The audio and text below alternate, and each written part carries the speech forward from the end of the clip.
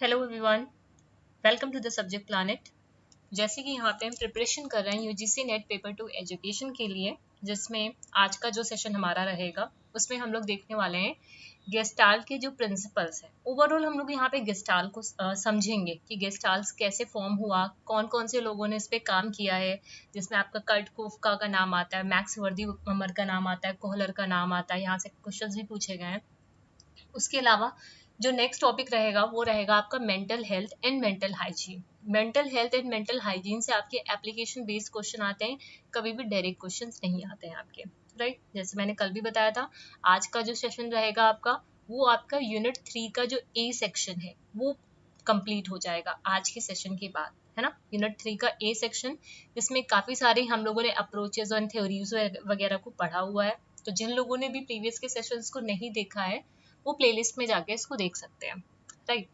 उसके अलावा कल मैंने टेलीग्राम पे एक पीडीएफ शेयर किया हुआ है। उस पीडीएफ में आपको काफी सारे कंटेंट देखने को मिलेंगे, है ना। काफी सारे कंसेप्ट हैं जो आपके 2018 का जो पेपर हुआ था दिसंबर का, है ना, दिसंबर और शायद जून दोनों का ही वो कंबाइंड है।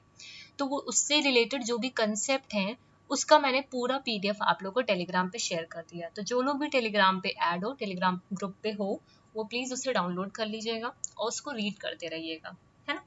अगर किसी को फिर भी उसमें कोई दिक्कत लगे उस कंटेंट से रिलेटेड, तो मुझे वहीं पे मैसेज कर सकते हो, राइट। चलो फिर आगे देखते हैं। देखो एक चीज और यहाँ पे बतानी है। मैंने गेस्टाल का पूरा मतलब जितना कंटेंट हो सकता है आपका गेस्टाल साइकोलॉजी से रिलेटेड, वो सारी चीजें मतलब मैंने यहाँ पे सभी कुछ डाल दिया है ना। मैंने अपने एंड से कोई भी चीज जैसे एक होता है पॉइंट टू पॉइंट चीजें डालना, वो हम लोग की पॉइंट में करेंगे, लेकिन यहाँ पे मैं आपको डिटेल में करा रही हूँ। दैट्स वाई मैं यहाँ पे पूरा डिटेल में ही कंटेंट को आपका डाल रही हूँ, ठीक है। तो इसमें बहुत सारी चीजें हैं, ठीक है। तो आप लोग देखना, मैं आप इसमें साथ साथ बताते चलूंगी कि जिस किस पॉइंट से आपके क्वेश्चंस पूछे गए हैं, अकॉर्डिंगली आप लोग नोट्स बना लेना, है ना। ये तो पूरा इंट्रोडक्शन पार्ट है यहाँ पे। देखो गेस्टोल जो साइकोलॉजी है वो is a school of thought. ये भी एक स्कूल है जहाँ पे हम समझते हैं कि how the human brain perceive experiences. मतलब यहाँ पे हम ये समझने की कोशिश करते हैं, ये जो स्कूल है गेस्टाल साइकोलॉजी का, वो ये समझने की कोशिश करता है कि जो मानव का मस्तिष्क है ना, मानव का जो ब्रेन है, ह्यूमन जो ब्रेन है, वो कैसे परसीव करता है एक्सपीरियंसेस को, वो जो अनुभव है उनको वो कैसे समझता है। तो ये चीज हम लोग कहाँ पे सीखते हैं, समझते हैं, ये चीज हम लोग गेस्टाल की साइकोलॉजी में यहाँ पे समझते हैं, ठीक है। It suggest that structure perceived as a whole. यहाँ पे हम पूरी जब भी गेस्टाल साइकोलॉजी की बात करते हैं तो वहां पे ये जो पूरा स्ट्रक्चर है ना, उसको एज अ होल परसीव किया जाता है। कैसा परसीव किया जाता है? एज अ होल माना जाता है, ठीक है, पार्ट्स में नहीं माना जाता। Have specified specific properties that are different from the sum of their individual parts. मतलब ये जो स्कूल है साइकोलॉजी का, गेस्टाल साइकोलॉजी का स्कूल है, यहाँ पे ये बताने की ये समझाने की कोशिश करता है कि कैसे हमारा ह्यूमन ब्रेन जो भी एक्सपीरियंसेस है उसको कैसे परसीव करते हैं, कैसे उसको समझते हैं, ठीक है। ये सजेस्ट करता है जो भी चीज है उसको हमको एज अ होल देखना चाहिए, एज अ होल उसकी एक अपनी स्पेसिफिक कैरेक्टरिस्टिक्स है, स्पेसिफिक उसकी प्रॉपर्टीज है। अगर उसके सम ऑफ जो उसका जो इंडिविजुअल पार्ट है उससे अलग हम देखें तो इस एज अ होल, ये जो पूरा होल है इसकी खुद की एक प्रॉपर्टी है, एक स्पेसिफिक कैरेक्टरिस्टिक है, ठीक है। रदर देन मतलब जैसे इंडिविजुअल की हम लोग देखते हैं, एक इसकी जो प्रॉपर्टी है, इसकी जो कैरेक्टरिस्टिक है, ठीक है। इन सब का जो पूरा सम करते हैं, ठीक है, इन सब का पूरा जब सम करते हैं तो हमें क्या मिलता है? एक ये पूरा होल कंसेप्ट मिलता है, जिसके अंदर हर इंडिविजुअल की प्रॉपर्टी और कैरेक्टरिस्टिक्स ऐड है पहले से ही, ठीक है। For instance when are reading a text, जब भी हम कोई टेक्स्ट को रीड करते हैं, a person perceive each word and sentence as a whole with meaning. आप लोग भी करते होगे, कभी भी बुक को रीड कर रहे हो या फिर स्लाइड में ही पढ़ रहे हो, तो आप जैसे मैंने कोई चीज हाईलाइट कर दी तो आप होल विद मीनिंग आप उसको परसीव कर लेते हो पूरे, मतलब पूरा आपको टेक्स्ट को रीड नहीं करना पड़ता है, आप पूरे सेंटेंस को एज अ होल उसकी मीनिंग निकाल लेते हो, ठीक है। Rather than seeing individual letter, हर लेटर को देखने की जरूरत नहीं, जेन को अलग देखो, डब्ल्यू को अलग देखो, आर को अलग देखो, आप क्या करते हो पूरे सेंटेंस को ही एज अ होल उसकी मीनिंग निकालते हो। जैसे पर्सन परसीव, है ना, तो यहाँ पे आपने क्या किया, पूरे होल की मीनिंग निकाली, है ना. And while each letter form is an independent individual unit, the greater meaning of the text depend on the arrangement of letter into a specific configuration. मतलब हम जो लेटर जो दे रखे हुए हैं जैसे READING ऐसे है, तो इसको हमें क्या करना होता है, ये हमारा जो कॉन्फ़िगरेशन है इसको कैसे हमको अरेंज करना है. ठीक है, तो यहाँ पे इस वाली चीज लाइन से आप ये लिख सकते हो, जो गेस्टाल्ट की साइकोलॉजी है वो ये समझने में मदद करती है कि कैसे ह्यूमन ब्रेन हमारा परसीव करता है एक्सपीरियंसेस को. इस वाली लाइन से आप लिख सकते हो यहाँ पे कि ये यहाँ पे गेस्टाल्ट की साइकोलॉजी में हम चीजों को पूरा एज अ होल देखते हैं, है ना, चीजों को एज अ होल देखते हैं. Then gestalt grew from the field of psychology in the beginning of the 19th century. 19th century में इसका शुरुआत हुआ था. Austrian and German psychologists started researching the human mind tendency to try to make sense of the world around us through the automatic grouping and association. जो भी आपके Australian और German जो साइकोलॉजिस्ट थे, इन्होंने रिसर्च किया ह्यूमन माइंड पे. ठीक है, उसके बाद इन्होंने कई सारी जो भी वर्ल्ड आसपास की जो चीजें थी उनको आपस में ग्रुप करके उनके बीच में एसोसिएशन करके पूरा रिसर्च करना शुरुआत किया. ठीक है, गेस्टाल्ट प्रिंसिपल्स और लॉज ऑफ परसेप्शन, है ना, जो गेस्टाल्ट के प्रिंसिपल्स हैं और लॉज ऑफ परसेप्शन है, explain how this behaviour of pattern seeking operate. मतलब जब अभी गेस्टाल्ट के प्रिंसिपल भी आप लोग पढ़ोगे तो वहां पे, और ये जो लॉज है परसेप्शन के, ठीक है, कई सारे हैं इसमें. ठीक है, सिमिलैरिटी का है और लॉ ऑफ फेट है, डिफरेंट डिफरेंट है. ठीक है, ये जो गेस्टाल्ट के पूरे प्रिंसिपल्स हैं वो एक्सप्लेन करते हैं. ठीक है, वो बताते हैं कि हमें ये जो पूरे पैटर्न है वो कैसे ऑपरेट करते हैं. ठीक है, ये सब क्या है, ये जो गेस्टाल्ट की प्रिंसिपल है वो एक्सप्लेन करते हैं पैटर्न सीकिंग ऑपरेट्स. ठीक है, how this behaviour of pattern seeking operates. They offer a powerful framework to understand human perception and yet are simple to assimilate and implement. For that reason, Gestalt laws are appealing not only to psychologists but also to visual artists, educators and communicators. मतलब जो Gestalt का ये जो law है खाली psychologist के लिए नहीं है, जो भी साइकोलॉजिस्ट है उनके लिए नहीं है, ये आपके जो भी विजुअल आर्टिस्ट हैं, जो भी एजुकेटर हैं, जो भी कम्युनिकेटर हैं, वो भी इन लॉज का यूज कर सकते हैं. Different different there are the 10 laws जिनको हम लोग यहाँ पे डिस्कस करेंगे. ठीक है, वो आगे है. अब ये जो है गेस्टाल्ट का मतलब क्या होता है, हम लोग गेस्टाल्ट गेस्टाल्ट बोल रहे हैं, इसका मतलब क्या है. गेस्टाल्ट का मतलब क्या होता है आपका कॉन्फ़िगरेशन और स्ट्रक्चर. यूजीसी नेट पे तो नहीं पूछेगा, लेकिन जो सेट वगैरह के एग्जाम्स होते हैं वहां पे पूछे जा सकते हैं, है ना. गेस्टाल्ट का मतलब क्या होता है आपका कॉन्फ़िगरेशन या फिर structure. It makes a reference to the way individual component are structured by our perception as a psychical whole. ठीक है, यहाँ पे क्या बोल रहा है, यहाँ पे ये हमारी पूरी जो परसेप्शन होती है, कैसे हम पूरे स्ट्रक्चर के जो इंडिविजुअल कंपोनेंट है उसको कैसे हम एज अ होल बताते हैं, एज अ होल उसको हम समझाते हैं. That structure provide scientific explanation. वो जो स्ट्रक्चर है वो एक साइंटिफिक एक्सप्लेनेशन प्रोवाइड करता है for why change in spacing, organization, timing can radically transform how information is received and assimilated. देखो यहाँ पे इस वाली स्लाइड में खाली सिर्फ इतना ध्यान रखो, ये जो गेस्टाल्ट है उसका मतलब क्या होता है, ये एक जर्मन वर्ड है जो गेस्टाल्ट से आया है. कहाँ से आया है, गेस्टाल्ट से आया हुआ है. इसका मतलब सिर्फ होता है कॉन्फ़िगरेशन या फिर संरचना. ठीक है, कॉन्फ़िगरेशन या फिर स्ट्रक्चर. अब ये जो स्ट्रक्चर्ड है, ठीक है, अब ये कोई स्ट्रक्चर अगर बना हुआ है तो इसके अंदर डिफरेंट डिफरेंट कंपोनेंट्स तो होंगे ना, तभी तो मिलाकर के एक पूरा स्ट्रक्चर तैयार हुआ है.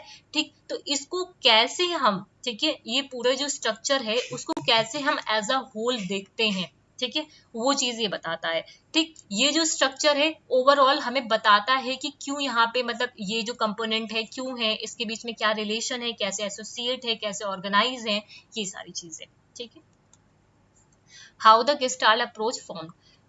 Two of the main philosophical influences of Gestalt are Kantian epistemology. अब ये आपको ध्यान रखना है, जो Kantian epistemology है कैंट की, ठीक है, और जो हशेल, ठीक है, हशेल का फिनोमेनोलॉजिकल मेथड है. ठीक है, दो मेन फिलोसफिकल इन्फ्लुएंस हैं, ठीक है, जिससे गेस्टाल्ट इन्फ्लुएंस्ड हुआ, प्रभावित हुआ है.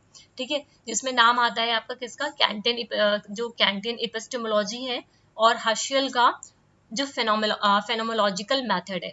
Both Kant and Husserl sought to understand human consciousness. ठीक है, ये जो कांट और हशेल है ये ह्यूमन की कॉन्शियसनेस को समझना चाहते थे, and perception of the world. ठीक है, and perception of the world, arguing that those mental processes are not entirely mediated by the rational thought। देखो, ये जो कांट और आइंस्टीन थे, दोनों को मानव की जो चेतन है ना, मानव का जो कॉन्शियसनेस है और उनकी जो धारणा है उसको समझना चाहते थे। ठीक है, इस चीज की इन्होंने मांग की थी कि कैसे मानव अपने चेतन का यूज करता है, कैसे दुनिया को देखता है ना। इस चीज को देते हुए उन्होंने बोला था कि जो भी मेंटल प्रोसेस है, ठीक है, जो पूरी मानसिक प्रक्रियाएं होती हैं, वो पूरी तरीके से एक रैशनल थॉट नहीं है ना, पूरी it is not a entirely mediated bye a rational thought. ये एक सिंगल एज नहीं हो सकता है। ठीक है, सिमिलरली गेस्टाल्ट जो रिसर्चर है, अब ये ध्यान रखना, वर्दीमर, कर्टकोफ्का, कोहलर, इन्होंने ऑब्जर्व किया था ह्यूमन ब्रेन को। ठीक है, tends to automatically organize and interpret visual data through grouping. जो गेस्टाल के रिसर्चर हैं वर्दीमर, कोफ्का एंड कोहलर, इन तीनों ने मिलकर के ह्यूमन ब्रेन को ऑब्जर्व किया, है ना, ह्यूमन ब्रेन को ऑब्जर्व किया और देखा कि कैसे ये सबको एक मतलब इन्होंने पूरा ऑटोमेटिकली ऑर्गेनाइज किया, इंटरप्रेट किया, जो भी विजुअल डेटा थे आपस में ग्रुपिंग करने के बाद। ठीक है, they theorize that because of those mental shortcuts, वो जो mental shortcut की बात कैंट और हैशल कर रहे थे, ठीक है, ये जो mental shortcuts हैं, ठीक है, the perception of a whole is different from the sum of individual। इन तीनों ने ये चीज कंक्लूड बताया, ये जो mental shortcuts हैं, ठीक है, वो ये जो मानसिक शॉर्टकट के ये जो पूरा सिद्धांत है, मतलब इन्होंने थियोराइज किया, उन्होंने सिद्धांत दिया, because of those mental shortcuts, वो जो मेंटल शॉर्टकट है, जो परसेप्शन होता है हमारे पूरी एक चीज को देखने का और सम ऑफ पार्ट्स को उसके देखने का, वो डिफरेंट होता है। ठीक है, जैसे एक लकड़ी का बंडल एक साथ देखो और एक लकड़ी के बंडल को आप तोड़ दो, अलग अलग देखो, तो दोनों को देखने का जो नजरिया होता है वो अलग अलग होता है। ठीक है, तो ये चीज यहाँ पे बोली गई, this idea that the whole, ये ध्यान रखना, ये जो आया था, whole is different from the sum of its part. ठीक है, इन्होंने बोला जो होल है वो डिफरेंट है from the sum of its part. The central tenet of, tenet कहने का मतलब उसका प्रिंसिपल, जो सेंट्रल टीनेट था, जो सेंट्रल प्रिंसिपल था गेस्टाल्ट साइकोलॉजी का, उसने चैलेंज किया जो प्रिवेलिंग थ्योरी, पहले से जो थ्योरी चली आ रही थी स्ट्रक्चरलिज्म को, उसको इसने चैलेंज किया। स्ट्रक्चरलिज्म तो जो थ्योरी है हम लोग ने यूनिट 1 में डिस्कस किया हुआ है। This school of thought defend that mental process should be broken down into a basic component in order to focus on them individually। मतलब इसने ये जो स्कूल था, ये स्ट्रक्चरलिज्म, ये बताता जो मेंटल प्रोसेस था, जो भी मेंटल प्रोसेस होनी चाहिए उसको हमें क्या कर देना चाहिए, उसके छोटे छोटे पार्ट्स में उसको डिवाइड कर देना चाहिए, जिससे हम इंडिविजुअल चीजों पे फोकस कर पाए। Structuralist believe that complex perception could be understood by the identifying the primitive sensation it cause, such as the point that make a square or particular pictures in a melody. Simple सी बात, ये जो आपका gestalt psychology था, वो उसने मतलब challenge किया जो पहले से एक थ्योरी चली आ रही थी, प्रिवेलिंग थ्योरी थी स्ट्रक्चरलिज्म का। स्ट्रक्चरलिज्म का मानना था जो भी कॉम्प्लेक्स चीजें होती हैं उनको क्या करो, ब्रेक डाउन कर दो, पूरी जो मेंटल प्रोसेस हमारी चल रही है ब्रेन के अंदर उसको छोटे छोटे पार्ट्स में ब्रेक डाउन कर दो, जिससे हम हर इंडिविजुअल पॉइंट को, हर इंडिविजुअल चीज पे फोकस कर पाए। उसके जस्ट अपोजिट इस चीज को गेस्टाल्ट साइकोलॉजी ने चैलेंज किया, उसने बोला कि whole is different from the sum of its part. जो होल है वो बिल्कुल अलग है ना, जो होल है मतलब संपूर्ण अपने भागों के योग से बिल्कुल अलग है। ये चीज किसने बोली, आपकी गेस्टाल्ट साइकोलॉजी ने बोली।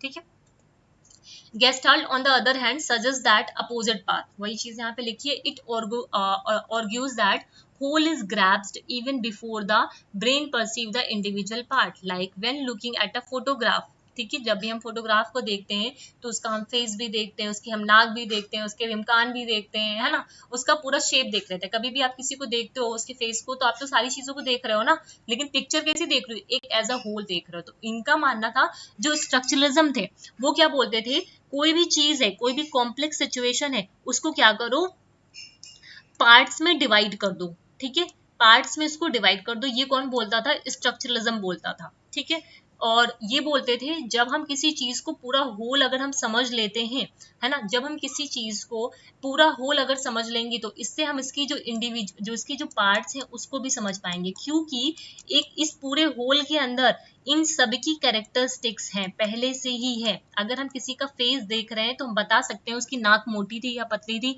उसका मुंह कैसा था, उसका चिन कैसा था, उसकी आंखें कैसी थी, तो हम ये चीज पूरे होल को देखकर बता सकते हैं। Therefore, to understand the subjective nature of human perception, we should transcend the specific part, focus on the whole. ठीक है, याद रहेगा ये चीज।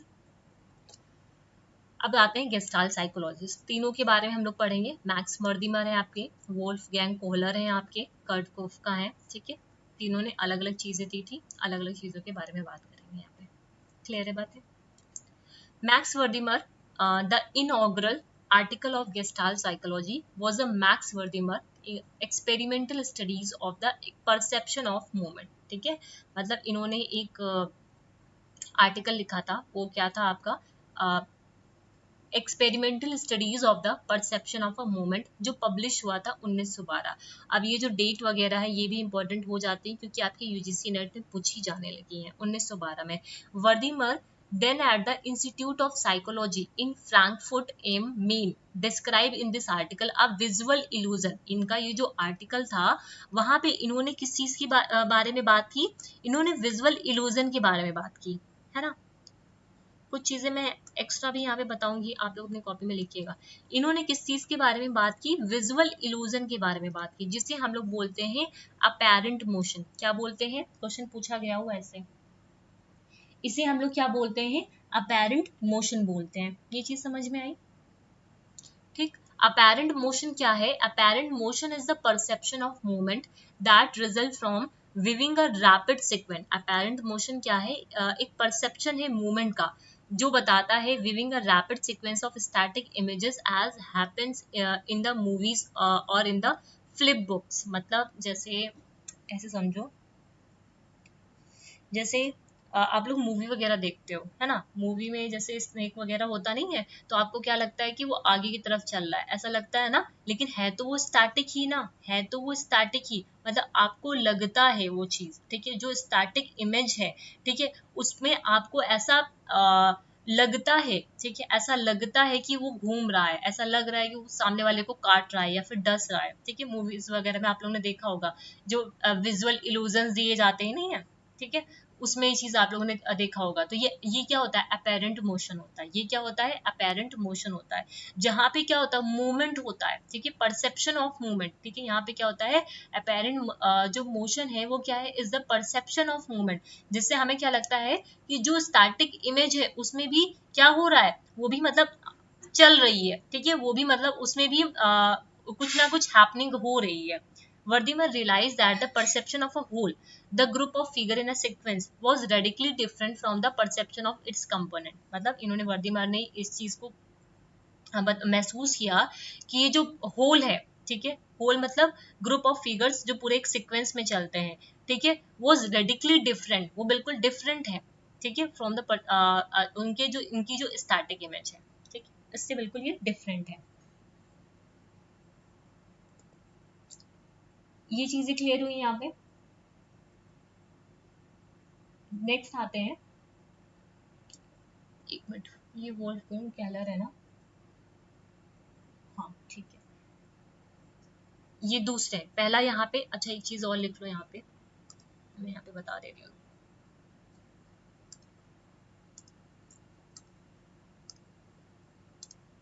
पहली चीज लिख लो, ये जो मैक्स वर्दीमर है, ठीक है, वो किसके लिए जाने जाते हैं, जो मैक्स वर्दीमर है वो आपके जाने जाते हैं गेस्टाल्ट साइकोलॉजी के लिए, ठीक है।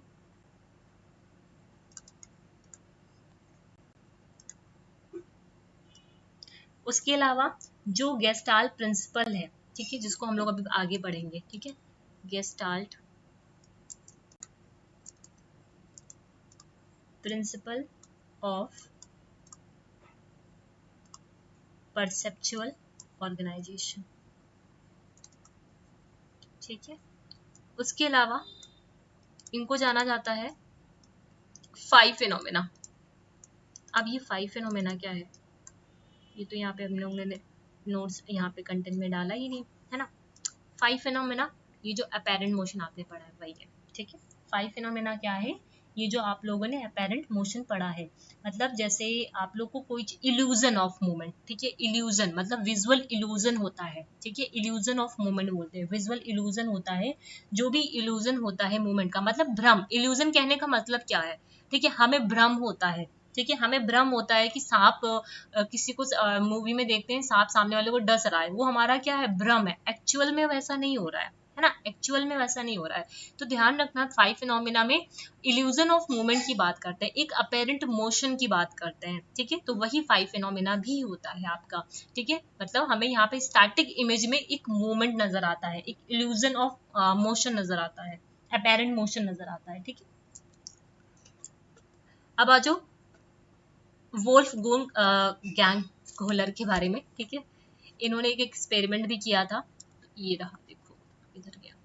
अब पूरी इस एक्सपेरिमेंट को मैं यहाँ पे डिटेल में तो नहीं कराऊंगी, ठीक है, क्योंकि ये एक्सपेरिमेंट आपके बीएड में आप लोगों ने पढ़ रखा होगा, ये नेट में पूछा भी नहीं जाता पूरा एक्सपेरिमेंट, ठीक है, इसमें से पूछा क्या जाता है, आपकी स्टेजेस पूछे जाते हैं, तो इसको हम लोग यहाँ पे डिस्कस करेंगे, ठीक है। ये एक्सपेरिमेंट की मैंने इमेज डाल दी, आप लोगों ने देखा ही होगा कि क्या होता है, एक बंदर को केज में डाल दिया जाता है, ठीक है, फिर उसके सामने ये केले होते हैं, तो उसको क्या करना होता है, कई सारी यहाँ पे स्टिक्स पड़ी होती हैं, तो पहले वो क्या करता है, एक स्टिक का यूज करके इसको नीचे उतारने की कोशिश करता, नहीं उतार पाता है, फिर कोशिश करता, फिर भी नहीं हो पाता, फिर बाद में क्या करता है, सारी स्टिक्स को एक में जोड़ लेता है, ठीक है, एक में जोड़ लेता, मतलब जो पार्ट्स थे उसको क्या कर लेता है, एक में मिला करके एक छड़ी बना लेता है लंबी से, जिससे उसको केला मिल जाता है, ऐसे करके एक्सपेरिमेंट था, ठीक है, तो आपने बीएड की बुक में पढ़ा होगा, ठीक है, तो यहाँ पे जरूरत नहीं है इसलिए मैंने डाला नहीं उसे।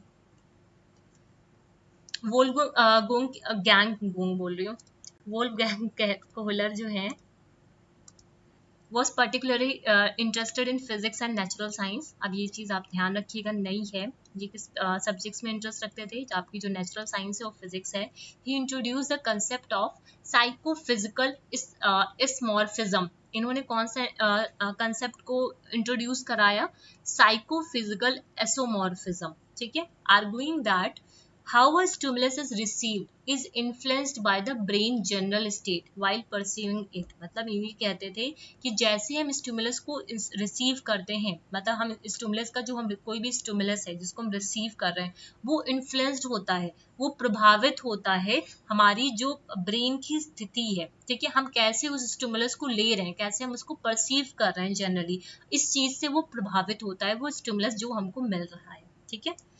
He believed that organic process tends to evolve to a state of equilibrium, much like soap bubbles that start in a various shape but always tend to change in a perfect sphere, because that is their minimum energy state। ये बोलते हैं, उनका ये मानना था कि जैसे organic पूरा जो प्रोसेस होता है, जैसे साबुन का बुलबुला नहीं होता है, मतलब जो ऑर्गेनिक का पूरा प्रोसेस होता है ना, वहाँ पे क्या होता है, एक इक्विलिब्रियम स्टेट में उसको लाना होता है, ठीक है, लाइक आपका जो सोप बबल है, ठीक है, चाहे जितनी भी उसकी मतलब जितना भी उसको घुमा लो, ठीक है, बबल को, बाद में वो एक स्क्वायर शेप में ही बन के निकल के आता है, ठीक है, क्योंकि उसकी एक मिनिमम एनर्जी स्टेट होती है। इन द सेम वे उसी तरह ही हमारा ब्रेन भी होता है, ठीक है, उसी तरह ही हमारा ब्रेन भी होता है, would converge towards a minimum energy state through a process of simplification of perception, a mechanism that he called pragnanz, ठीक है, इस मैकेनिज्म को इन्होंने क्या बोला, प्रैग्नाज बोला, मतलब कि जैसे हम ये बबल की बात की गई है, सोप बबल, उसी तरह ही हमारा मानव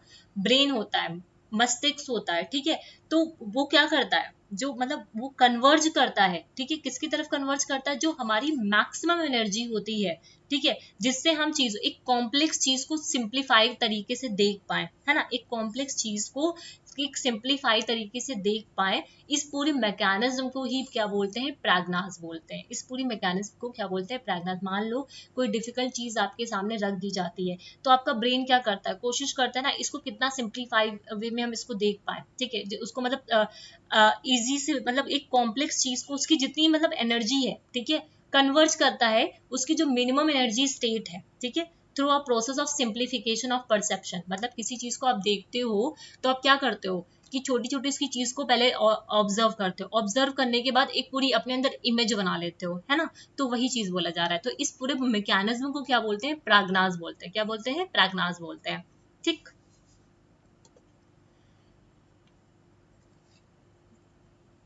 एक मिनट को इधर।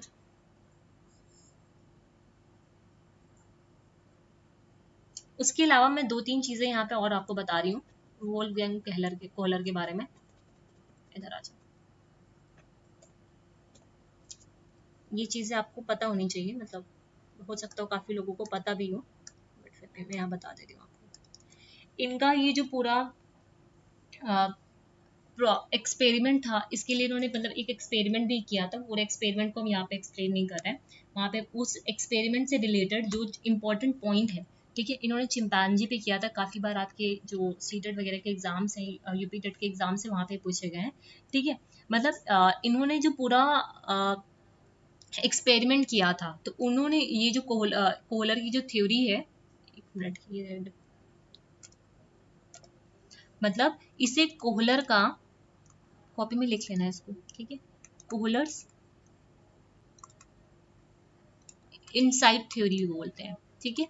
इनसाइट थ्योरी कहने का मतलब क्या है, ये जो थ्योरी है, यहाँ पे हम अपनी परसेप्शन से सीखते हैं। अब मतलब यहाँ से हम क्या करते हैं, हमारे अंदर एक इंसाइट आता है, ठीक है, हमारे अंदर एक इंसाइट आता है, अंतर्दृष्टि का सिद्धांत बताता है ये जो थ्योरी है, ठीक है। ये जो चिंपैंजी था, पहले उसने एक स्टिक से इसको उठाने की कोशिश की, केले को उठाने की कोशिश की, नहीं उठ पाया, फिर वो बैठा रहा, फिर उसने एक दूसरी स्टिक लगाई, फिर अचानक से उसको अंदर से ये इंसाइट आया कि हम अगर मैं सारी चीजों को जोड़ दूं तो मुझे ये वाला केला मिल जाएगा, ठीक है। उसके अलावा इनकी जो ये पूरी थ्योरी इन्होंने चिंपैंजी पे की थी। उसके अलावा इनकी एक बुक थी, ठीक है, जिसमें इन्होंने सारी चीजों को एक्सप्लेन किया था। उस बुक का नाम क्या था, उस बुक का नाम था आपका द मेंटालिटी ऑफ एप्स, ठीक है, the mentality of apps, right. यहां तक चीजें क्लियर है। उस चिंपैंजी का नाम क्या था, ये तो मुझे नहीं लगता बताने की जरूरत होनी चाहिए, सुल्तान नाम था, है ना। इसके अलावा एक चीज और थी, ये हो गया ना, कोहलर की इनसाइट थ्योरी बोलते हैं, बुक थी इसकी मेंटालिटी ऑफ एप्स, जो वो प्रोडक्ट थी, ठीक है। अब इधर आ जाओ। इन्होंने 4 स्टेजेस के बारे में बात की थी। पहली इनकी जो स्टेज थी प्रिपरेशन, सबसे पहले आपको क्या करनी है, तैयारी करनी है ना। सबसे पहले आप क्या करोगे, तैयारी करोगे। तैयारी करने के बाद अब ये जो स्टेजेस हैं आपकी, अभी सॉरी अभी नहीं, मतलब ये जो पहले प्रीवियस ईयर के जो क्वेश्चंस हैं उसमें पूछे हुए हैं इसके stages, preparation, incubation, insight, verification, ठीक है। प्रिपरेशन करोगे, इंक्यूबेशन करोगे, इनसाइट अंतर्दृष्टि, फिर आप उसको वेरीफाई करोगे, मतलब सत्यापन करोगे उसका। इसका देखो यहाँ पे प्रिपरेशन की बात करते हैं। जो प्रिपरेशन है, ये पहला स्टेज होता है आपका preparation. First stage of the introduction of the insight learning is the preparation phase when Kohler placed the banana outside the cage। अब यहीं से पूरा आपका वो जो एक्सपेरिमेंट समझ में आ जाएगा, ठीक है। पहला जो स्टेज था उसने क्या किया, प्रिपरेशन किया, कोहलर ने बनाना को केज के बाहर रख दिया, ठीक है, और उसको 2 स्टिक्स दे दिया, ठीक है। अभी 2 स्टिक देने के बाद ये पूरा इनका ये प्रिपरेशन वाला फेज हो गया, ठीक। इंक्यूबेशन ये इनका सेकेंड स्टेज है, ठीक है। सबसे पहला प्रिपरेशन, फिर सेकेंड स्टेज क्या है आपका, incubation. Or rising action of insight learning is the incubation phase. During the incubation phase, the subject has seemingly given up on the problem. However, the brain is still thinking about the problem unconsciously. When the chimpanzee seemingly gave up on trying to obtain the banana, this demonstrated the incubation phase of insight learning। क्या कह रहा है ये, दूसरा चरण है, ये बोल रहा है कि यहाँ पे क्या होता है, इनसाइट लर्निंग आती है, ठीक है। इनसाइट लर्निंग होती है यहाँ पे इंक्यूबेशन फेज में। यहाँ पे क्या होता है, ये इंक्यूबेशन फेज में सब्जेक्ट एक तरीके से अपनी प्रॉब्लम जो है, ठीक है, उस पे गिव अप कर देता है कि मतलब मुझसे सॉल्व नहीं हो रहा है, ठीक है, गिव अप कर देता है। कभी कभी होता है आप कोई मैथ्स के क्वेश्चन सॉल्व कर रहे हो, तो आप क्या कर देते हो, उसे गिव अप कर देते हो कि हाँ मुझसे नहीं हो रहा है, लेकिन और उसके बाद अपना दूसरा काम करने के लिए चले जाते हो, ठीक है, या फिर दूसरा सम सॉल्व करने के लिए चले जाते हो। मेरे साथ तो अक्सर होता है कि कोई क्वेश्चन अगर नहीं मुझसे नहीं सॉल्व हुआ और मैं नेक्स्ट क्वेश्चन पे अगर मूव कर जाती हूँ, तो अनकॉन्शियसली मेरे दिमाग में वो वाला जो पहला क्वेश्चन जो मैं स्किप करके आई हूँ, वो मेरे दिमाग में घूमता रहता है, और अचानक से फिर मुझे क्या आता है, एक इंसाइट आ जाता है, अचानक से मुझे इंसाइट आ जाता है और मैं फिर से उस चीज को करने के लिए जाती हूँ, ठीक है। वही होता है आपका इंक्यूबेशन, ठीक है। अब यहाँ पे जैसे ये मैंने मतलब एक ही स्टेज में पूरा बता दिया। इंक्यूबेशन का मतलब क्या है कि यहाँ पे आप क्या करते हो, मतलब उस प्रॉब्लम पे गिव अप कर देते हो, ठीक है, लेकिन जाने अनजाने आप उस प्रॉब्लम के बारे में अनकॉन्शियसली सोच रहे हो, ठीक है, आप अपना काम कर रहे हो, आगे के क्वेश्चंस कर रहे हो, लेकिन आप उसके बारे में सोच रहे हो, ठीक है। जब चिंपैंजी ने केले को मतलब when the chimpanzee seemingly gave up on the trying to obtain the banana, this demonstrated the incubation phase of insight learning। मतलब यहीं से ही जब ये दिमाग में अनकॉन्शियसली सोच रहा होगा, उसके बाद ही उसको इंसाइट आता है, ठीक है, ये थर्ड फेज होता है, ठीक है। अब ये जो इंसाइट आता है ये एक टर्निंग पॉइंट की तरह होता है, ठीक है, ये जो फेज है एक टर्निंग पॉइंट की तरह होता है, जहां पे आहा मोमेंट आता है, ठीक है, आहा मोमेंट आता है, या फिर इफीफेनी बोलते हैं, क्या बोलते हैं, एपीफेनी बोला जाता है इस मोमेंट को, ठीक है, जब आप उस समस्या का हल कर लेते हो। मान लो देखो सबसे पहले क्या हुआ, मैं एक पहले अच्छा समझ लो फिर बताती हूँ। वेरिफिकेशन द फाइनल स्टेज और resolution of a insight learning is the verification phase. मतलब अब यहाँ पे आप क्या कर रहे हो, वेरिफिकेशन कर रहे हो। This verification phase is when the subject test the theory generated through the insight phase to if the solution reached will work. When a chimpanzee uses the new combined stick to retrieve the banana to finally solve the problem, this is a verification phase। मतलब अब देखो मैं यहाँ पे आसान शब्दों में समझाती हूँ उसको।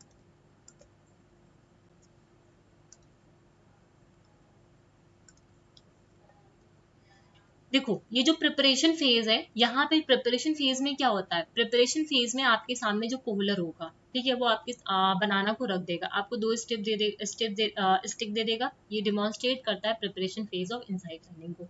प्रिपरेशन फेज वो फेज होता है जहाँ पे आप तैयारी करते हो, ठीक है। कोहलर ने क्या किए, उसको दो बनाना दे दिए, ठीक है, मतलब उसके केज के बाहर दो बनाने को रख दिया, ठीक है, और दो स्टिक्स भी इसके सामने रख दी, ठीक है, दो स्टिक्स रख दी, दो बनाना रख दिए केज के बाहर, केज के पास, ठीक है। फिर आते हैं इंक्यूबेशन पे, ठीक है, ये प्रिपरेशन फेज था, पूरी तैयारी हो गई।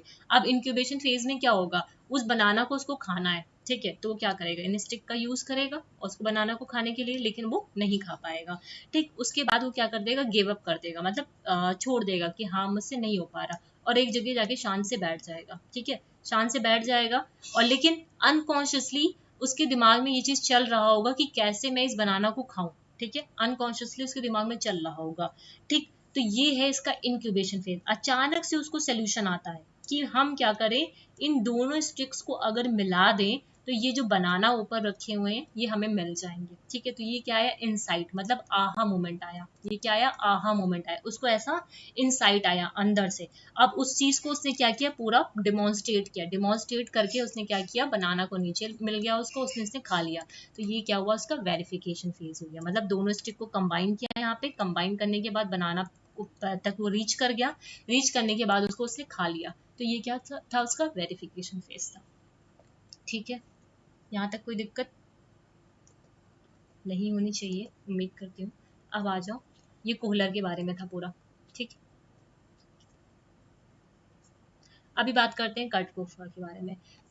कोफका कंट्रीब्यूटेड टू एक्सपैंड गेस्टाल्स एप्लीकेशन। कोफका का जो कंट्रीब्यूशन था वो किसमें था, गेस्टाल के एप्लीकेशन को एक्सपेंड करने में, beyond visual perception. In his major article principle of gestalt psychology, इन्होंने एक आर्टिकल दिया था, क्या, principle of gestalt psychology. He detailed the application of gestalt laws to topics such as motor action, अब ये ध्यान रखना है, motor actions, learning and memory, personality and society, ठीक है, इन सब के बारे में इन्होंने विस्तार किया था।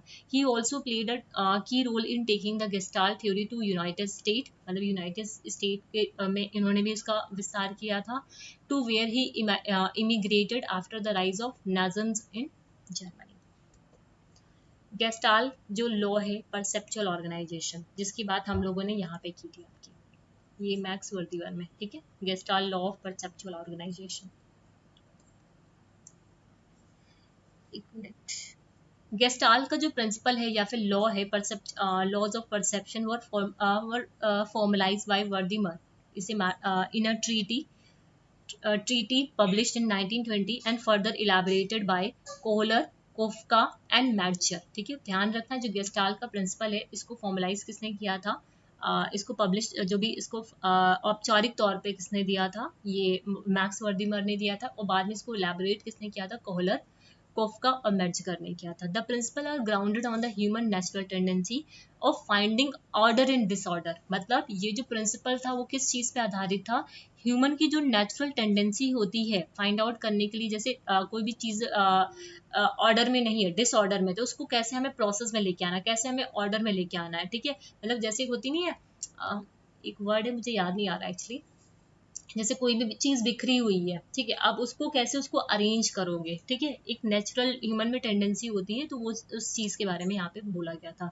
ठीक है, अकॉर्डिंग टू द वर्डीमर जो माइंड है वो सेंस करता है। ठीक है, सेंस कौन करता है? हमारा माइंड करता है। ठीक है, of stimulus captured by the eyes following a predictable set of principles. मतलब हमारा जो माइंड है वो जैसे वो चीजों को देखता है, ठीक है, उसके अकॉर्डिंग वो सेंस करता है। The brain applies this principle, जो ब्रेन है ये जितने भी प्रिंसिपल है उनको अप्लाई करता है। ठीक है, that enables individual to perceive uniform form rather than simply collection of unconnected image. मतलब जैसे कोई भी चीजें हैं ऐसे पड़ी हुई हैं, ठीक है, तो आपका जो ब्रेन है वो इन चीजों को देखेगा, उनमें प्रिंसिपल्स को अप्लाई करके वो एक सही तरीके से, एक ऑर्गेनाइज तरीके को इससे इसको अरेंज करेगा। ठीक है, ये चीज यहाँ पे बोल रहा है। Although these principles operate in a predictable way, they are actually mental shortcut. ये जो आपके प्रिंसिपल्स हैं ये सब क्या है? मेंटल शॉर्टकट्स हैं। ठीक है, इंफॉर्मेशन को इंटरप्रेट करने के लिए। ठीक है, कभी कभी यहाँ पे मिस्टेक्स भी हो सकते हैं अगर जब हम कोई गलत परसेप्शन करते हैं तब। ठीक है, जैसे प्रॉक्सिमिटी है ना, सिमिलैरिटी है, क्लोजर, ये क्या,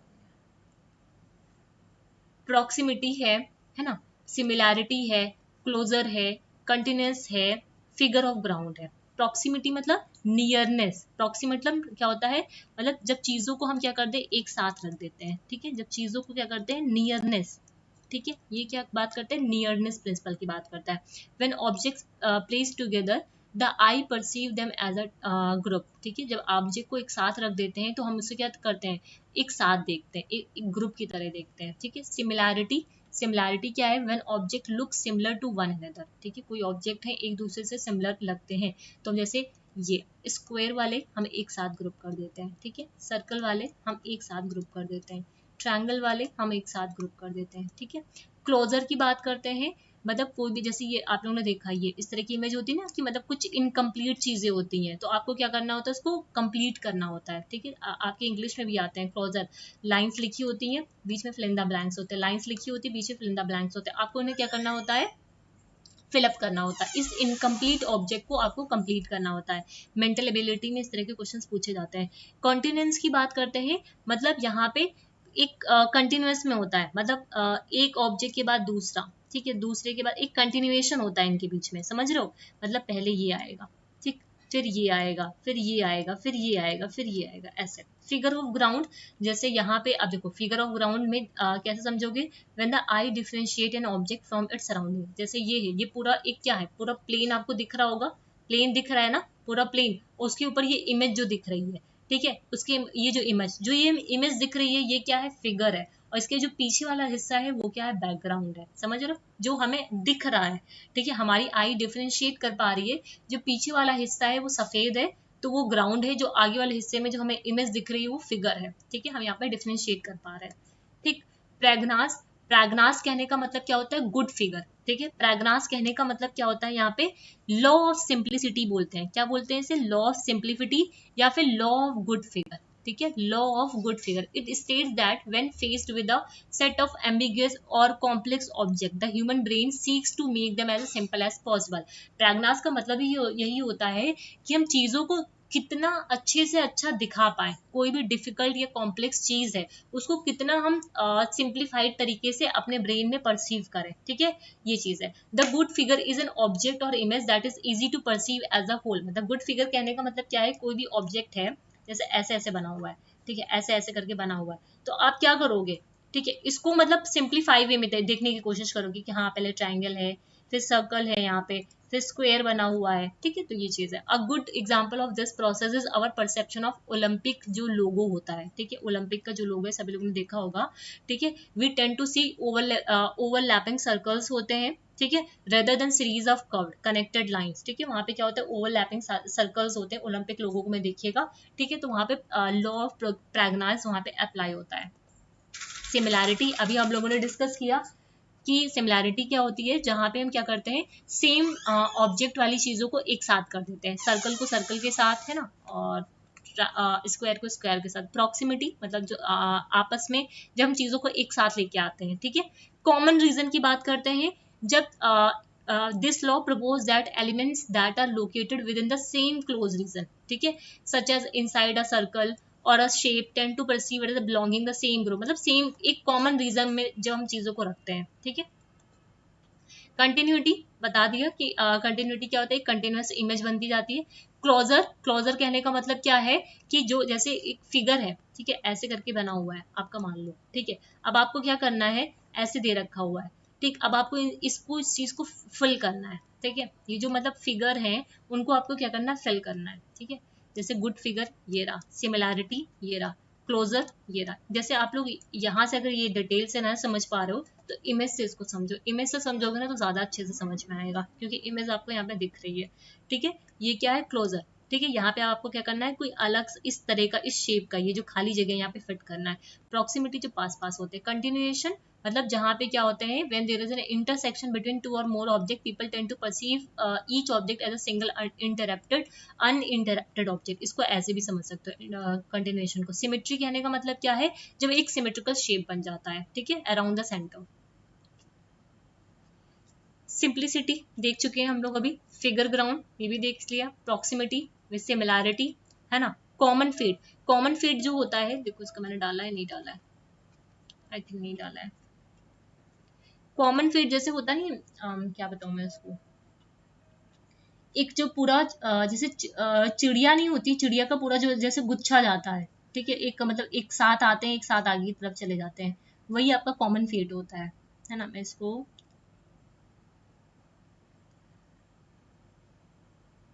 इसे क्या बोलते हैं, जैसे फ्लॉक ऑफ बर्ड्स, है ना, फ्लॉक ऑफ बर्ड क्या बोलते हैं, फ्लॉक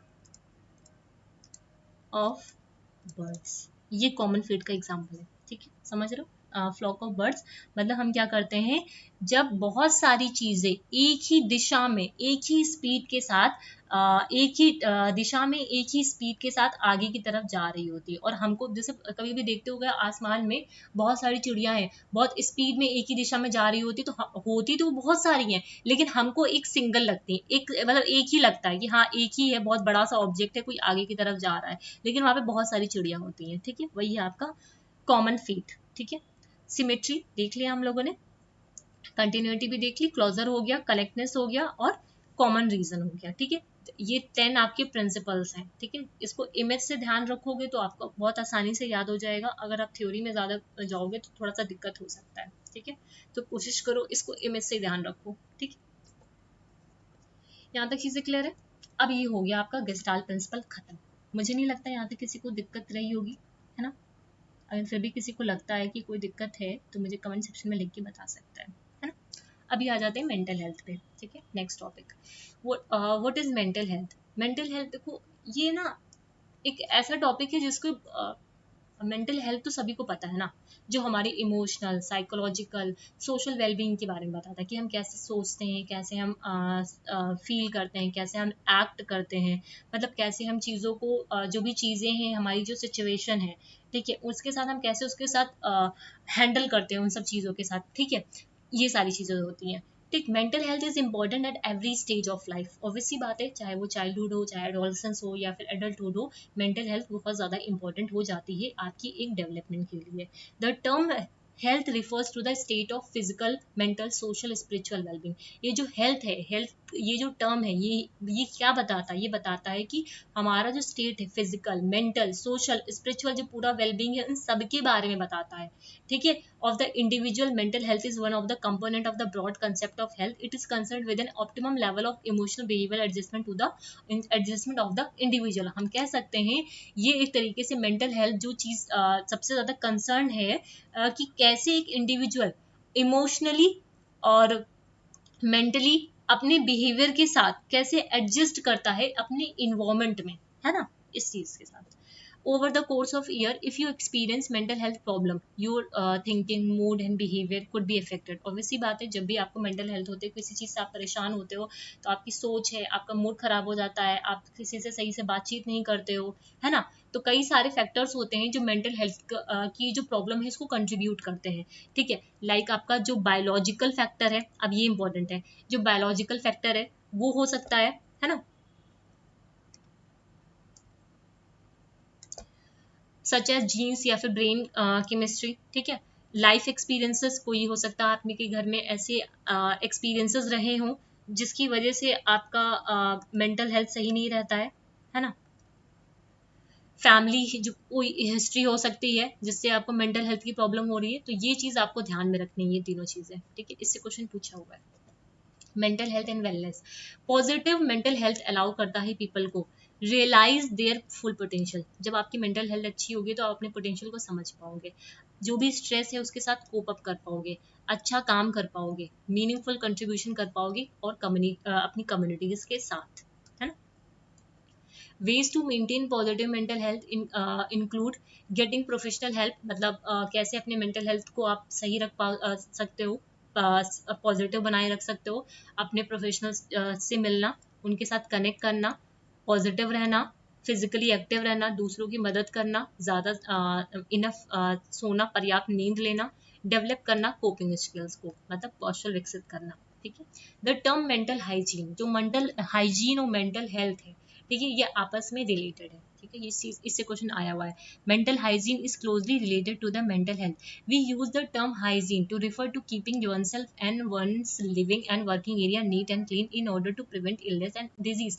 जब भी मेंटल हाइजीन की हम बात करते हैं तो उससे उस चीज से हम क्या समझते हैं, हाइजीन कहने का मतलब क्या है, क्लीननेस, साफ सफाई से समझते हैं। मतलब हम कैसे अपनी जो मेंटल इलनेस है, जो भी डिजीज है, ठीक है, उससे हम कैसे हम खुद को साफ कर सकते हैं, कैसे हम खुद को प्रिवेंट कर सकते हैं, कैसे हम बचा सकते हैं। तो हम कह सकते हैं जो मेंटल हेल्थ है और जो मेंटल हाइजीन है, ये आपस में बहुत ज्यादा कोरिलेटेड है।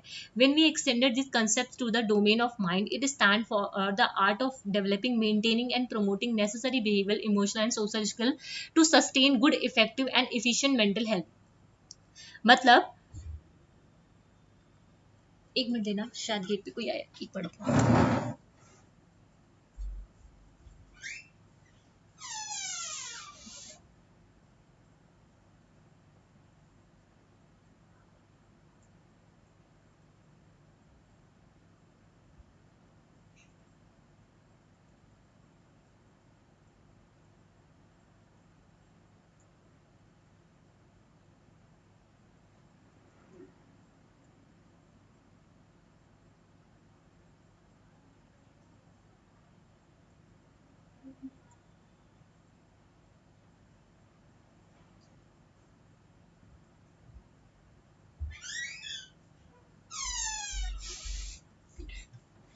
तो ये हम कह सकते हैं, ये जो मेंटल हेल्थ है ना, सॉरी, जो मेंटल हाइजीन है, वो उसका बहुत बड़ा कंट्रीब्यूशन रहता है हमारी मेंटल हेल्थ में, है ना। मेंटल हेल्थ के लिए बहुत बड़ा कंट्रीब्यूशन होता है, ठीक।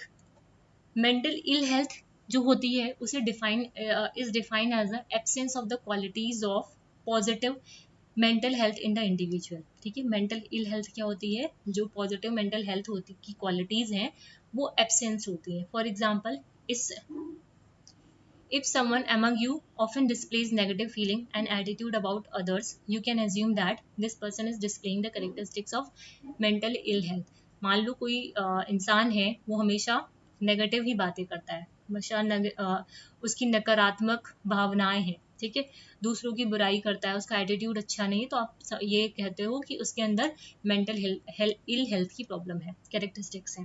Mental illness is a broad term. Mental illness जो है, मानसिक जो बीमारी है, अपने आप में ही एक ब्रॉड कंसेप्ट है, ठीक है। यहाँ पे जितने भी डिसऑर्डर्स होते हैं, ठीक है, all the disorders of behaviour which are cause by faulty perceptions, emotion, thinking and attitude, ठीक है, वो सारी चीजें मेंटल इलनेस के अंदर आती हैं। आपका बिहेवियर कैसा है, आपकी सोच कैसी है, आप लोगों के प्रति आपका एटीट्यूड कैसा है, आपका परसेप्शन कैसा है, ठीक है, कैसे आप चीज़ों को देख रहे हो, ठीक है, कैसे आप एडजस्ट कर पा रहे हो अपनी सोसाइटी में, ठीक है, ये सारी चीज़ें आपकी मेंटल इलनेस के अंदर आती है। Mental hygiene is the science of maintaining mental health, ठीक है। मेंटल हाइजीन क्या करता है, हमारे मेंटल हेल्थ को मेंटेन करता है, प्रिवेंट करता है, ठीक है। जो भी साइकोसिस और न्यूरोसिस और मेंटल डिसऑर्डर है, इन सब चीज़ों से हमें मेंटल हाइजीन क्या करता है, बचाता है। Mental hygiene include all the measures taken to promote and preserve the mental health of a individual. Mental health एक तरीके से सारे मेजर्स मतलब वो सारी चीज़ों को अपनाता है जिससे हमारा जो मेंटल हेल्थ है, ठीक है, वो प्रिवेंट मेंटल हेल्थ की जो मेंटल हेल्थ है किसी भी इंडिविजुअल का, जिसको प्रिवेंट कर पाए किया जा सके, ठीक है, नेगेटिविटी से उसको प्रिवेंट किया जा सके। It prevent mental disorders and satisfy of security stream of needs. It is defined as defined एक सेकेंड, यहाँ पे कुछ गायब हो गया, रुको रुको रुको रुको रुको, it define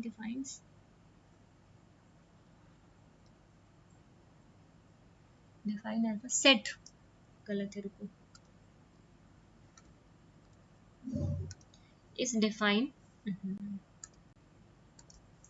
is defined as the set of practices that allow a person to enjoy mental health and be harmony with his or social cultural surroundings. The behavior that it covers are designed to prevent negative behavior, provide emotional stability and improve the quality of life, ठीक है, quality of life, ठीक। Mental hygiene एक science है, ठीक है, जो क्या करता है, हमारी जो मेंटल हेल्थ है, ठीक है, जो भी मेंटल डिसऑर्डर्स हैं, ठीक है, उन सब चीज़ों से हमें प्रिवेंट करता है, ठीक है, कि हमारा जो भी जिससे हम अपनी लाइफ को एक स्टेबल वे में जी पाए, ठीक है, एक हमारी जो क्वालिटी है लाइफ की वो इम्प्रूव हो पाए, ठीक। The main objective of mental health is to build up one's ego rather than tearing down another ego. ये चीज लाइन को ध्यान रखना, पूछा हुआ है, ठीक है। हमें क्या करना है, खुद मतलब इसका जो मेन उद्देश्य है, दूसरे के जो अहंकार है उसको तोड़ने की बजाय हमें खुद की ईगो को यहाँ पे बिल्ड करना है। It tries to develop the power of tolerance and praise and discourage the habit of blaming. मतलब यहाँ पे जो हम दूसरों को ब्लेम करते हैं, ठीक है, दूसरों को डिस्करेज करते हैं, इन सब हैबिट से ये हमें बचाता है, ठीक है। Hence we can say that approach of mental hygiene is positive rather than a negative, ठीक है, जो अप्रोच है मेंटल हाइजीन की वो कैसी है, पॉजिटिव है rather then negative. The main objective of mental hygiene, अब ये कुछ इंपॉर्टेंट उसमें है, मतलब की पॉइंट में ये हेल्प करता है जिससे इंडिविजुअल अपनी पोटेंशियलिटी को रियलाइज कर पाए, to develop self respect and respect for other. Loss of self respect is one of the factor for the great majority of emotional disorder। मतलब ये हमें हेल्प करता है कि कैसे हम खुद की सेल्फ रिस्पेक्ट करें और दूसरों को रिस्पेक्ट दें, ठीक है। To understand words limitation and tolerate the limitation of others, मतलब लिमिटेशन बताता है कि हमें किस तरह कितनी चीज़ों को टॉलरेट करना चाहिए, ठीक। फिर to cause the harmonious development, ठीक है, मतलब हार्मोनियस डेवलप, एक मिनट, मेंटल हाइजीन में एक चीज़ रह गया, ठीक है, मतलब सामंजस्यपूर्ण जो विकास करने के लिए, ठीक है, कॉज और टू क्रिएट हैप्पीनेस, ठीक है। इसमें एक लाइन और लिख लो, यहाँ पे नहीं आई है वो लाइन, एक लाइन और बढ़ा लो यहाँ पे, to enable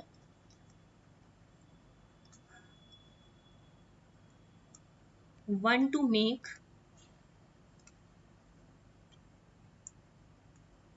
N efficient adjustment, ठीक है, जिससे एक किसी को इनेबल करना जिससे वो अपने इन्वायरमेंट में सही से एडजस्ट कर पाए। Mental hygiene has a 4 important function. अब ये ध्यान रखना, इसके जो 4 फंक्शन है, प्रिवेंशन पूछे हुए हैं इससे, क्रिएटिव होता है, प्रिजर्वेटिव होता है, प्रिवेंशन और प्रिवेंटिव कहने का मतलब रोकथाम या फिर निवारक, क्रिएटिव मतलब रचनात्मक, प्रिजर्वेटिव मतलब परिरक्षक, ट्रेनिंग मतलब ये ट्रेन करता है कि कैसे हम पॉजिटिव एटीट्यूड को डेवलप करा पाए, ठीक है। तो आज का ये जो पूरा सेशन था, इधर आ जाओ पीछे,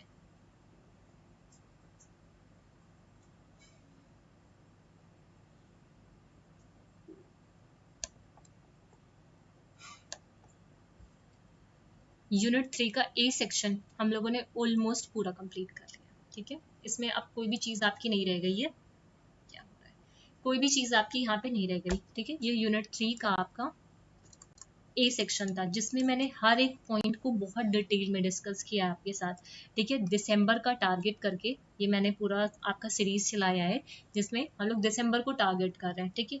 उसके दिसंबर को क्या, आपके जितने भी एग्जाम्स होंगे, है ना, वहाँ पे हेल्प करेगा, क्योंकि मैंने डिटेल में यहाँ पे कंसेप्ट आपको कराया है। ग्रोथ एंड डेवलपमेंट हो गया, आपकी स्टेजेस हो गई, पर्सनालिटी क्या होती है, जितनी भी थ्योरीज थी आपकी, फ्रॉइड की, कार्ल रोजर्स की, Gordon Allport, Max Wertheimer, Kurt Koffka, है ना, Kohler, mental health, mental hygiene, इन सब को हम लोगों ने बहुत डिटेल में डिस्कस किया है। ठीक है, मेरे एंड से कोई भी पॉइंट यहाँ पे नहीं छूटा हुआ है, बट स्टिल अगर आपको लगता है कि कुछ रह गया है या कुछ आपको अपने एंड से पूछना है तो मुझे कमेंट सेक्शन में लिख के बता सकते हैं। ठीक है, कल संडे है, तो कल आई एम नॉट श्योर कि कल कोई सेशन होगा या नहीं होगा, देखते हैं, जैसा भी होगा मैं टेलीग्राम पे अपडेट कर दूंगी। ठीक है, अदरवाइज हमारा मंडे को फिर से सेशन होगा। ठीक है, कल का आई एम नॉट श्योर कि मैं दे पाऊंगी या नहीं दे पाऊंगी। ठीक है, इसी वजह जो भी होगा मैं मॉर्निंग में अपडेट कर दूंगी। राइट, तो फिर जो नेक्स्ट सेशन होगा हमारा, वो हम लोग का होगा यूनिट 3 का बी सेक्शन, है ना, यूनिट 3 का बी सेक्शन, जहाँ पे हम लोग अप्रोचेस को देखेंगे। ठीक है, यूनिट 3 टू मल्टीपल कई सारे, गार्डनर की थ्योरी है, क्या बोलते हैं इसको, गिलफोर्ड की है, बहुत सारी, मतलब वहाँ पे अप्रोचेस को हम लोग पढ़ेंगे। ठीक है, तो ये हमारा नेक्स्ट सेशन में होगा। ठीक है, नेक्स्ट सेशन भी आपका थोड़ा सा लंबा ही रहेगा, यूनिट 3 काफ़ी लंबी यूनिट है इसी वजह से। ठीक है, और इम्पॉर्टेंट भी है आपके टीचिंग एग्जाम्स में, सभी टीचिंग एग्जाम्स में ये हेल्प करती है आपको। ठीक है, तो उम्मीद करती हूँ ये जो सेशंस हैं ये आपको हेल्प कर पा रहे होंगे आपकी प्रिपरेशन में, और आप लोग भी अपने एंड से प्रिपरेशन कर रहे होंगे, क्योंकि नवंबर एंड में, क्योंकि एक न्यूज़पेपर में आया था कि बहुत जल्दी आप लोगों के एप्लीकेशन फॉर्म रिलीज होने वाले हैं, है ना, एप्लीकेशन फॉर्म मतलब फॉर्म फिल करने के लिए आ जाएंगे दिसंबर के लिए, साइकिल के लिए। तो अगर ये आपके सितंबर तक भी फॉर्म आ जाते हैं, दैट मीन्स आपका नवंबर क्या जो एंड है, ठीक है, एंड जो लास्ट वीक है नवंबर का, हो सकता हो मोस्ट प्रोबेबली तब से एग्जाम स्टार्ट हो जाए। ठीक, तो आपके पास उतना टाइम भी नहीं है, यूनिट ज़्यादा है, तो प्लीज़ एक स्ट्रैटेजी के साथ प्रॉपर ढंग से पढ़ाई करो, है ना। और जो लोग भी टेलीग्राम ग्रुप को नहीं ज्वाइन किया है, तो वो लोग टेलीग्राम ग्रुप को भी ज्वाइन करें। टेलीग्राम ग्रुप को ज्वाइन करने के लिए मैं इसलिए बार बार कहती हूँ, क्योंकि वहाँ पे मैं करंट अफेयर्स को दिया करती हूँ। ठीक है, जो पेपर 1 है, स्पेसिफिकली पेपर 1 की मैं यहाँ पे बात कर रही हूँ, क्योंकि पेपर 1 में आप लोग अगर दे चुके हो तो उन लोगों को पता होगा, वहाँ पे कई सारे नए क्वेश्चंस आप लोग को देखने को मिलते हैं, और करंट अफेयर अपने आप में ही इंपॉर्टेंट हो जाता है। आपको वैसे भी, अगर आप एज अ टीचर भी, आप लोग को करंट अफेयर्स के साथ अपडेट रहना चाहिए, है ना। उसके अलावा जो भी पीडीएफ है, जैसे मैंने अभी कल ही पीडीएफ वहाँ पे शेयर किया है, जो भी इंपॉर्टेंट चीज़ें होती हैं मैं वहाँ पे शेयर करती हूँ। तो प्लीज़ जो लोग ने भी नहीं ज्वाइन किया है टेलीग्राम ग्रुप को, तो वो चाहे तो ज्वाइन कर सकते हैं, है ना, it's up to you. Okay, so thank you everyone. अगर वीडियो इन्फॉर्मेटिव लगे तो चैनल्स को सब्सक्राइब करिएगा, वीडियो को लाइक करिएगा, शेयर करिएगा अपने उन फ्रेंड्स के साथ जो भी प्रिपरेशन कर रहे हैं यूजीसी नेट पेपर 2 एजुकेशन के लिए स्पेसिफिकली, है ना। Thank you everyone.